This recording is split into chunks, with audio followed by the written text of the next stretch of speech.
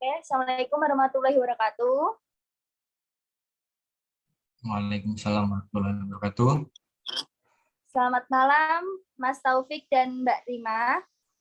Perkenalkan, nama saya Tata Fatimah Zara dan teman saya Alfiolita dan Dia Alvita. Kami mahasiswi Universitas Muhammadiyah Surakarta, jurusan Manajemen Internasional. Sebelumnya, terima kasih kepada Mas dan Mbak sudah berkenan menjadi narasumber kami. Selanjutnya, silahkan Mas Taufik dan Mbak Rima untuk perkenalan terlebih dahulu. Ya, terima kasih atas kesempatan yang sudah diberikan. Saya dari UD Penggilingan Beras DIY dan yang satu lagi Reima Sulistiawati dari pihak yang sama. Baik, untuk mengawali, bisa tolong jelaskan sedikit mengenai profil bisnis yang sedang Mas dan Mbak jalankan saat ini? Jadi untuk bisnis yang kita jalankan yaitu adalah penggilingan beras. Penggilingan beras dimulai dari awal pemotongan padi hingga menjadi beras untuk siap konsumsi, seperti itu secara garis besar. Setelah itu, marketing apa yang Mas gunakan dalam memasarkan produk beras yang Mas jual? Karena proses bisnisnya masih termasuk proses bisnis tradisional sebenarnya, jadi untuk marketing kami masih menggunakan teknologi yang tradisional, yaitu ya dari mulut ke mulut, informasi dari sekitar, belum ada menggunakan teknologi media sosial atau apa semacamnya, seperti itu. Baik, terima kasih. Lalu untuk yang menjadi pertimbangan penting saat menentukan strategi marketingnya itu gimana? Untuk menentukan, strategi marketing. Iya. Untuk menentukan strategi marketing, sebenarnya kami lebih memilih untuk memperkuat gimana kualitas yang kami keluarkan. Jadi kita harus menjaga kualitas dari produk yang kita jual agar tetap diterima oleh masyarakat umum, seperti itu. Baik, karena membahas tentang kualitas, lalu saya bertanya untuk bagaimana cara Anda menjaga kualitas produk Mas agar tetap konsisten. Untuk menjaga kualitas tersendiri, sebenarnya harus dimulai dari awal pemotongan padi itu harus diperhatikan, misalkan dari tingkat kebersihan, terus pada proses setelah pemotongan, perlakuan setelah pemotongan itu kita harus menjaga untuk tempat-tempat yang akan kita gunakan sebagai penyimpanan, itu harus diperhatikan kebersihannya, karena produk beras ini sangat tergantung pada kualitas kebersihan barang. Selanjutnya adalah kadar air. Kadar air di sini menentukan untuk beras patah dan beras utuh yang akan mempengaruhi kualitas harga dari produk tersebut. Jadi beras dengan kualitas yang kadar airnya cukup akan meningkatkan kualitas dari harga jual produk. Terus lagi, material-material kotoran seperti kerikil, terus kotoran dan lain-lainnya itu akan mempengaruhi proses-proses berikutnya, karena dalam rangkaian proses kedepannya itu tidak bisa memisahkan mana beras yang siap jual dan kotoran-kotoran yang mengikutinya gitu loh. Jadi harus diperhatikan dari awal, perlakuan dari awalnya seperti apa. Baik, nah kalau Mas mengalami kegagalan dalam produksi seperti adanya wabah atau itu kan menjadikan hasil panennya tidak maksimal. Nah, itu Mas menyikapinya bagaimana? Jadi kalau misalkan bahan baku, ya kita bicara bahan baku. bahan baku itu pengambilannya itu selalu berurutan. Misalkan daerah A sekarang masa panen, daerah B itu hampir panen, daerah C itu masa tanam. Nah, ketika kita misalkan kualitas produk dari, kalau kualitas produk kan pasti di setiap daerah itu beda-beda. Misalkan kita harus pintar-pintar memilih mana barang yang bagus untuk diproduksi dan mana yang kurang bagus. Terus apalagi tadi, sorry. Bagaimana Mas menyikapi jika hasil panen tersebut tidak maksimal? Oh, ya yaitu dengan memilih tempat-tempat yang potensial baik dari segi kualitas produknya. Jadi kita harus benar-benar selektif dalam memilih bahan baku. Seperti Jadi tetap menjaga kualitas produk yang Mas gunakan ya. ya, benar.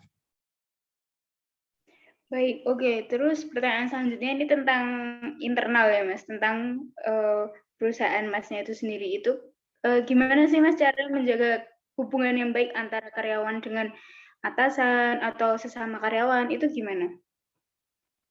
Kalau mengenai hubungan atasan dan karyawan, tentunya ya komunikasi yang baik. Kita harus memposisikan bahwa kebutuhan karyawan itu juga salah satu hal yang pokok yang harus kita perhatikan untuk menjaga istilahnya keharmonisan antara atasan dan karyawan seperti itu. Jadi kita tidak boleh semena-mena terhadap karyawan, terus kita juga harus memperhatikan kesejahteraan sosial karyawan dan juga masih sekitaran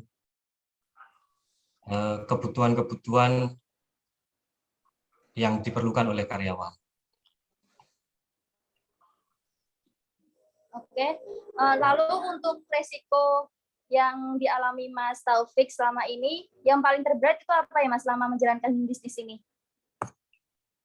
Resiko dari bisnisnya atau resiko dari bahan-bahan yang kita proses? Dari bisnis, Mas. Resiko sih untuk saat ini ya, untuk resiko bisnisnya ya semua bisnis tidak terlepas dari sebuah resiko. Kita pernah dengar high risk high return. Karena sebuah bisnis itu akan menghasilkan keuntungan yang besar apabila kita berani untuk bertaruh hal yang besar pula. Dalam segi proses bisnis, resiko yang kita hadapi sebenarnya adalah kualitas bahan baku, terus kecanggihan teknologi, pesaing, dan lain-lain sebagainya. Sikap kita dalam menghadapi resiko tersebut ya harus selalu update, selalu mengetahui bagaimana proses bisnis itu selalu berkembang. Kita harus selalu update hal-hal seperti itu. Nah, pertanyaan. Lalu untuk tantangan sendiri yang pernah Mas Taufik hadapi, yang paling terberat itu apa ya, Mas? Kelangkaan bahan baku sih sebenarnya, karena kita nggak bisa melawan hukum alam gitu loh. Kayak cuaca gitu-gitu sudah sangat berpengaruh. Dari bahan bakunya ya, Mas? Ya, karena inti pokok dari bisnis beras ini adalah ketersediaan bahan baku dan kualitas bahan baku untuk dipasarkan seperti itu. Selanjutnya, jelaskan hal apa yang membuat Mas itu konsisten dengan usaha yang Mas jalankan. Untuk konsistensi sendiri, ya kita harus menyadari bahwa ini adalah suatu pekerjaan untuk yang harus kita jalani gitu loh. Karena kalau misalkan ini proses bisnis berhenti, lalu kehidupan selanjutnya harus seperti apa? Sehingga kita ya harus tetap konsisten, tetap selalu berusaha tekun untuk menjalani bisnis ini. Baik, terima kasih. Terus selanjutnya, menurut Mas sendiri, seberapa penting sih Mas branding itu buat suatu perusahaan itu? Branding dalam sebuah perusahaan itu sangat penting dikarenakan dengan branding yang kita buat, ini barang kita tuh, produk kita tuh mau dibawa ke arah mana. Terus kita bisa menentukan standar kualitas yang kita inginkan dalam produk tersebut, sehingga konsumen akan tetap loyal terhadap produk-produk kita. Terus membeli produk-produk kita. Jadi menurut saya branding yang kita jalankan itu sangat penting bagi perusahaan kami. Baik, semuanya kan sudah terjawab. Nah, sekarang tolong berikan saran atau motivasi bagi para pengusaha muda yang ingin memulai usaha atau bisnis seperti Mas. Untuk memulai bisnis ataupun menjalankan bisnis, bagi anak-anak muda, yang terpenting menurut saya adalah kerja keras, harus tekun, di mana kita harus fokus pada bidang yang kita geluti. Kita tidak boleh menjalankan suatu kegiatan itu setengah-setengah, karena apabila kita menjalankan setengah-setengah, hasilnya juga pasti akan setengah-setengah. Seperti itu. Oke, terima kasih banyak sebelumnya Mas atas ilmunya. Semoga ini bisa bermanfaat buat anak muda di luar sana yang ingin mulai bisnis. Terima kasih juga atas waktunya, udah ngulangin waktu buat kita di sini. Saya rasa cukup sekian, itu aja dari kami. Mungkin kalau kita tadi ada salah kata atau gimana, mohon maaf. Terima kasih. Assalamualaikum warahmatullahi wabarakatuh. Waalaikumsalam warahmatullahi wabarakatuh. Makasih, Mas.